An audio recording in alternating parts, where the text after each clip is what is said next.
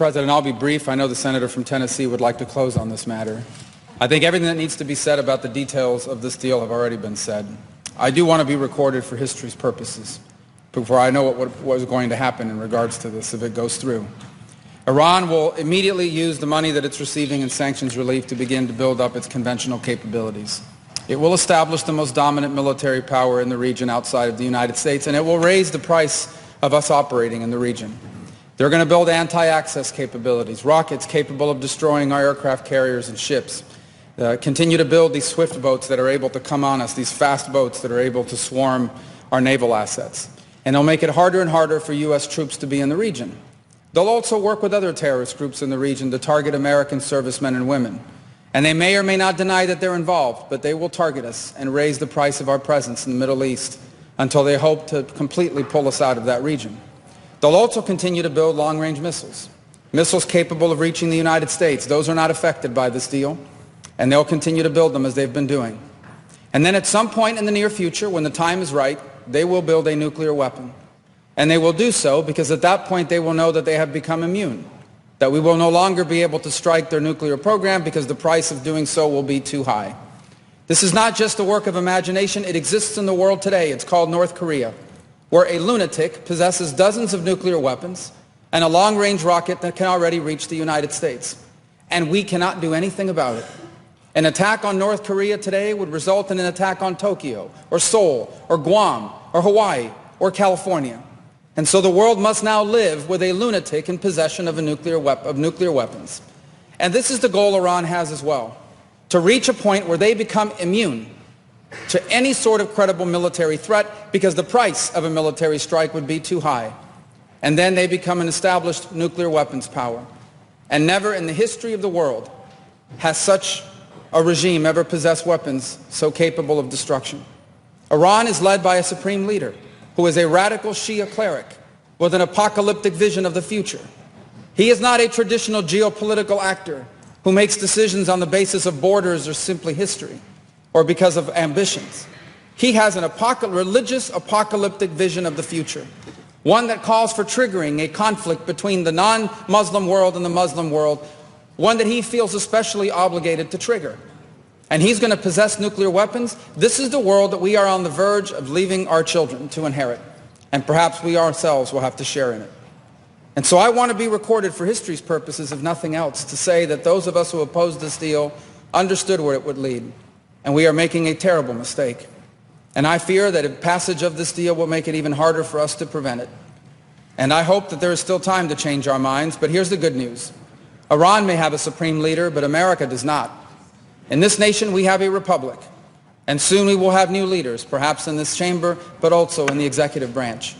And I pray that on their first day in office, they will reverse this deal and reimpose the sanctions and back them up with a credible threat of military force, or history will condemn us for not doing what needed to be done at this critical moment in the world's history. I yield the floor. This wasn't just another Senate speech. This was Marco Rubio standing on the floor and basically saying, when this goes wrong, remember that I warned you.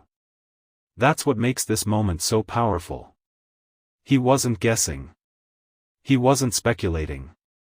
He was laying out a roadmap of exactly what he believed would happen if the Iran nuclear deal moved forward, and he wanted it on record for history. Think about that. Most politicians leave themselves an escape route. They use soft language. They say maybe, perhaps, possibly. Rubio didn't. He spoke with absolute certainty. He said sanctions relief wouldn't bring peace, it would bring power. More money for Iran didn't mean stability.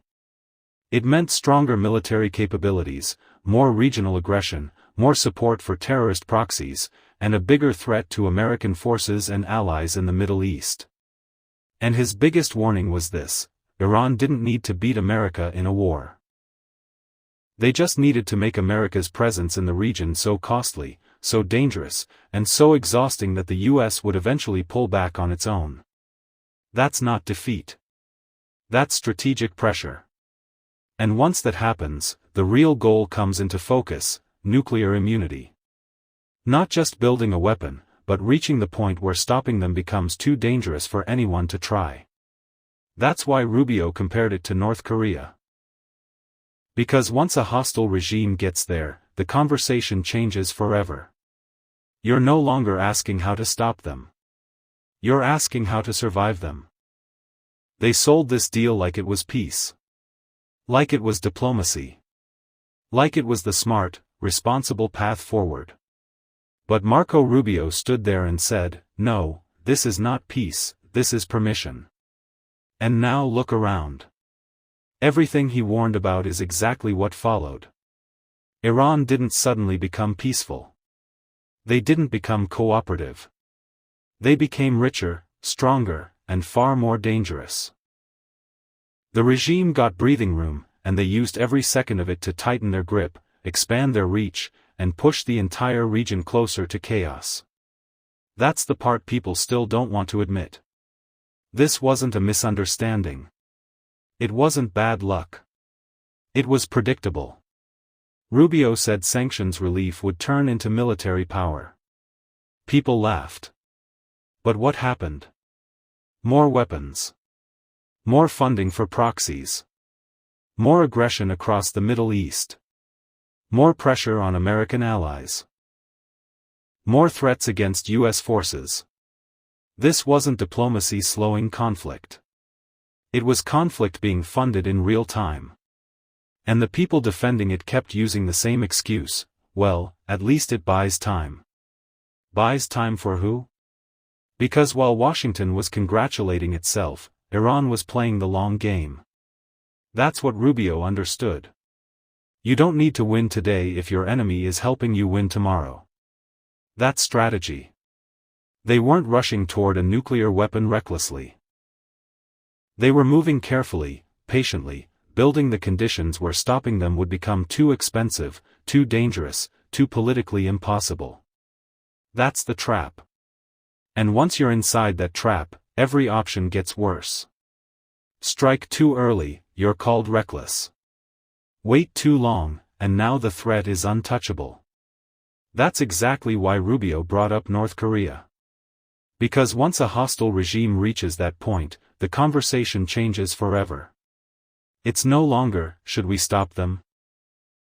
It becomes, can we survive them? That is a completely different world. And that's where the real fear begins. Because this isn't